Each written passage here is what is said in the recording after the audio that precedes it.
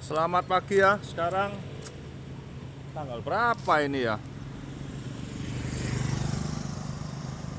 Tanggal 11. Ini lagi di Vietnam. Oke ya. Ini curcol sedikit tentang crash yang kemarin. Banyak ngomong disebabkan oleh windfall tax ya. Nah, sebenarnya windfall tax ini bukan yang pertama kali loh, sudah beberapa kali, 3 atau 4 kali ya Indonesia menerapkan windfall tax. Nah, salah satunya kan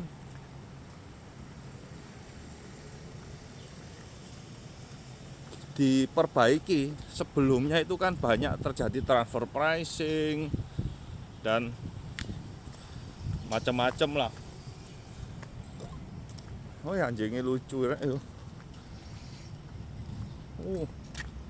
Lucu banget anjingnya.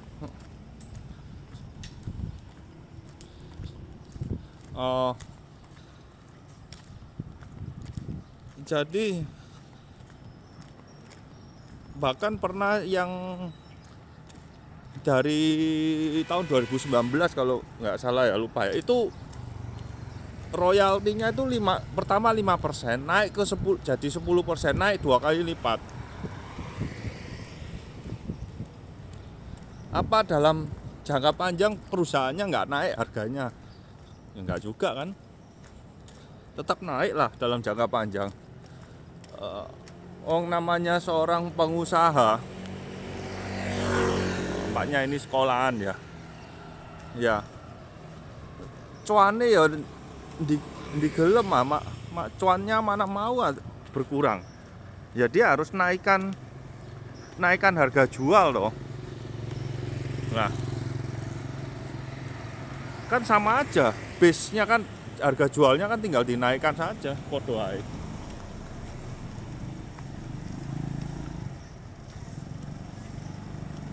Ya kan, sama aja. Oh, anak-anak sudah mulai masuk sekolah.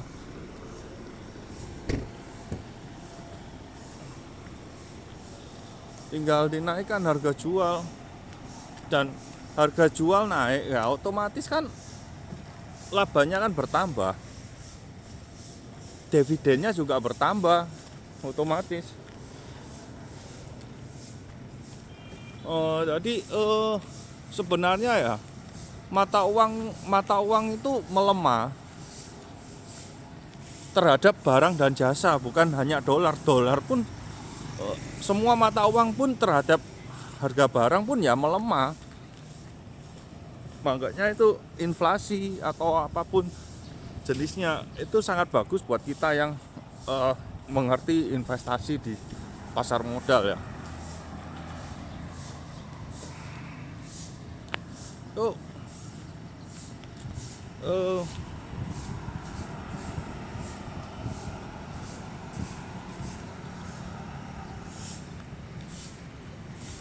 tentang nikelan ini ya, biasa saja. Perspektif saya, pikiran saya ya biasa saja. Makanya kan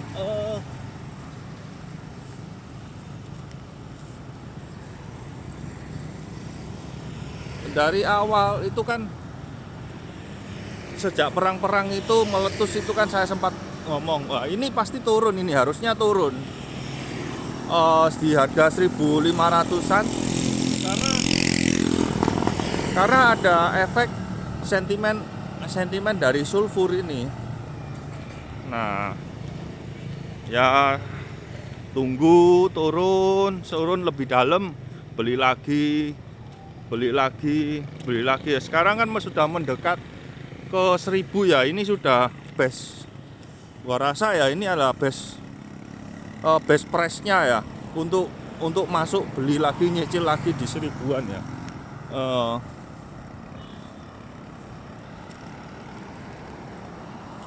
Kalau nggak berani beli, hanya tunggu,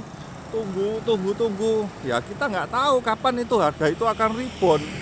Begitu rebound dulu ya, yang terjadi ya penyesalan. Waduh rek, telat aku rek, gak tunggu, gak beli dulu, telat rek. Nah, ya memang ada penyesalan, banyak penyesalan. Masalahnya kan kita nggak tahu turun seberapa, nggak tahu. Ya buat saya sih, saya ngukurnya itu bukan kondisi di sini ya, diskon ya. Kalau buat saya ya, hitungan kan beli NCKL ini tahan sampai 2 tahun. Full capacity-nya true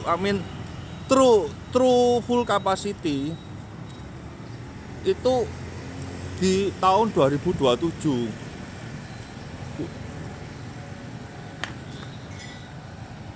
Nah, saat 2027 itu kita bisa tahu, oh ini loh true capacity, true price-nya itu sekian.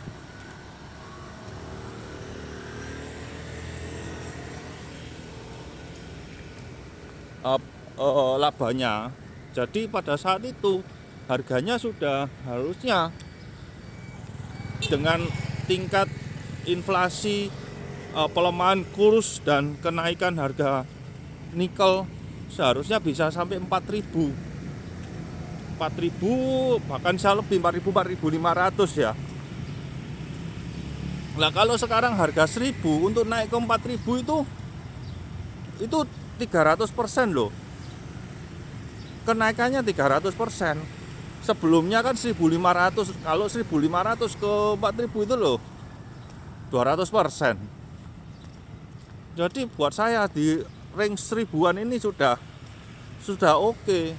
Jika mau turun lagi ya nggak apa-apa, gua jabanin kalau mau turun lagi, turun kemana. Semakin turun ya tinggal beli lagi kok di akun yang terpisah, average yang terpisah. Wah, ya ngiler lah.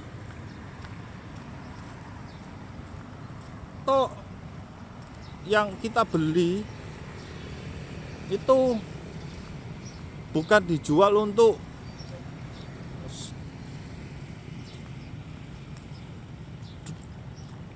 hitungan hari, mingguan, bulanan, bukan. Kita tak investasi di beli NCKL ya,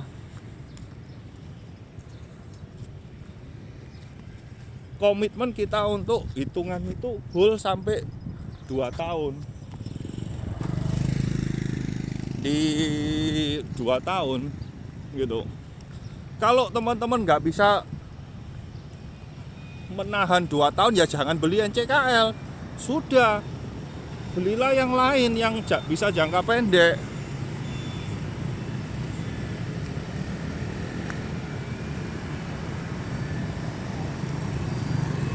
Oh, banyak sepeda motor ya. Padahal hijau loh.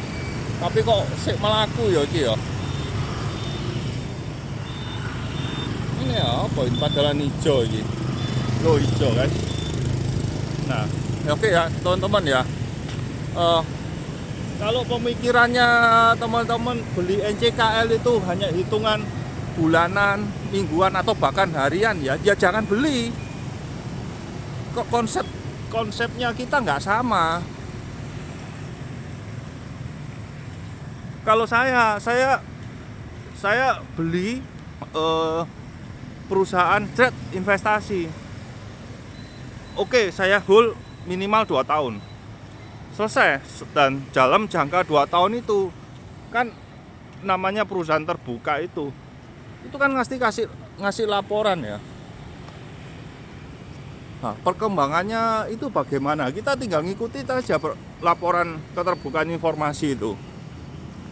Kalau manajemen masih sesuai on the track, ya sudah, kita tetap hold. Ya kan? Selesai, gampang. Sebenarnya sangat gampang sekali. Masalahnya hanya psikologi. Kita melihat harga turun ini sudah panik. Nah, ini yang harus dirubah.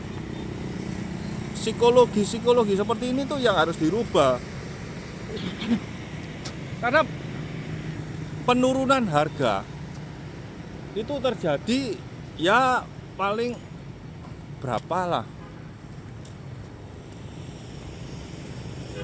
sebulan 2 bulan lah, 2-3 bulan lah, berapa bulan. Tapi kalau dalam jangka panjang setahun 2 tahun, dia akan kembali lagi selama manajemen bagus, perusahaannya bagus, manajemennya tidak ada masalah.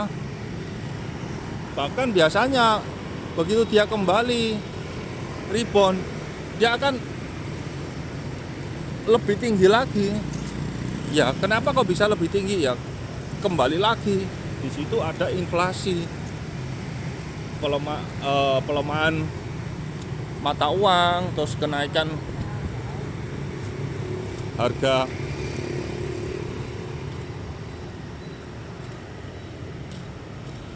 jualnya. Ya karena kan Indonesia ini kan setiap tahun gaji naik. Nah itu kan yang namanya inflasi ya. Kalau saya sih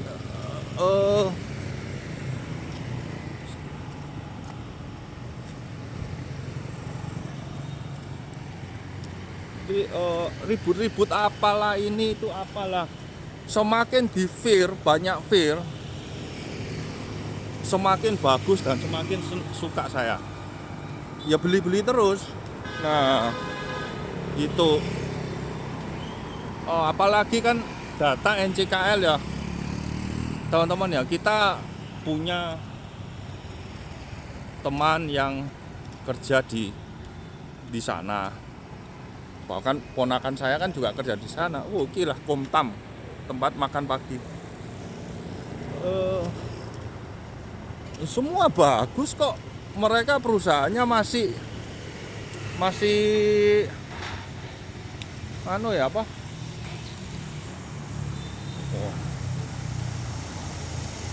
Sedap. Perusahaannya masih buka lowongan tuh, masih buka lowongan pekerja tuh. Info yang terbaru, perusahaan NCKL itu masih buka lowongan kerja, nerima pegawai. Oke lah, duduk sini aja. Lalu ekspansinya itu kan PT KPS. Nah itu kan smelter RKF kan naik dari 4 line ke 12 line lah. Prosesnya membutuhkan pyrometalurgi. Itu membutuhkan batu bara, dan stockpile batu bara itu sudah luber lebih. Dia stockpile-nya itu ada dua tempat kan. Nah itu sudah nggak cukup jadi 3 ya. Yang ketiga ini nggak punya stockpile, hanya ditaruh saja di tanah itu. Nah mereka sedang bangun yang stockpile untuk yang ketiga ini, sedang dalam konstruksi gitu. Oke. Jadi dan satu lagi ya, kalau kita investasi di NCKL, jangan membaca berita dalam negeri, tapi bacalah berita dari luar negeri gitu. Nah, karena baterai MNC itu marketnya itu di luar negeri, bukan di Indonesia. Kalau di Indonesia itu dia itu banyakan masih pakai LFP. Memang di Indonesia itu pakai LFP. Karena LFP itu nggak tahan kalau di minus, suhu dingin itu nggak tahan, baterainya cepet drop. LFP bedanya itu. Jadi makanya di Eropa, di Amerika yang winter itu banyak yang pakai NMC. Nah, juga perkembangan drone itu semua pakai NMC ya. Oke. Jadi kalau amit-amit ya itu stop sulfur nggak diproduksi, macet semua. Yang terjadi apa ya, industri hilirisasi downstreamnya itu collapse. Nah, downstreamnya itu kan ada di China semua itu. Nah itu juga pemerintah China juga pasti akan memikirkan lah jalan keluarnya bagaimana tentang sulfur ini. Ya, jadi kita santai-santai aja bro. Oke. nikmati diskon yang CKL ini di harga 1000. Kalau bisa lebih turun lagi, why not lah. Yang penting ada money management aja. Oh, aku turun 1000 beli sekian. Nanti kalau turun ke 900 beli lagi. Turun ke sekian beli lagi. Udah selesai. Oke. So, oke ya, selamat menikmati diskon dari harga NCKL ini. Ya. Kita enjoy. Tunggu 2 tahun nanti bagaimana ya teman-teman. Oke, sampai jumpa lagi.